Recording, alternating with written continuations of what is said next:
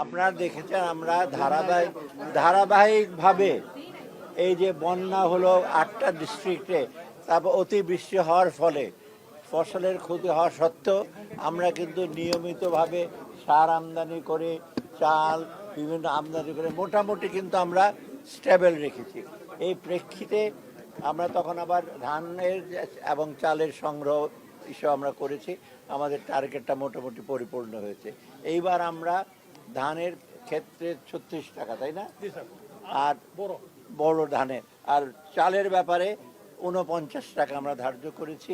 আর গম তেমন আনি নাই, তবু গমটা আমরা নোশনাল 36 টাকা বলেছি যে গম যদি প্রকিউর করি। আর আমাদের প্রকিউরমেন্টটা কিন্তু মোটামুটি আমরা লক্ষ্যমাত্রা আমরা ইসে করেছি, মানে অ্যাচিভ করেছি। এর মধ্যে এখন লক্ষ্যমাত্রা কত আছে বলেন? ধানের আছে 3.5 লাখ মেট্রিক টন, আর চালের আছে 14 লক্ষ মেট্রিক টন।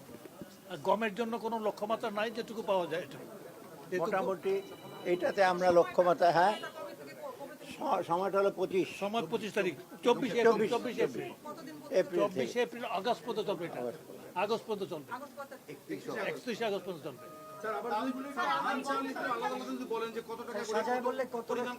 আপনার ধান প্রতি কেজি 36 টাকা স্যার তো বললেন, আর চাল প্রতি কেজি 49 টাকা।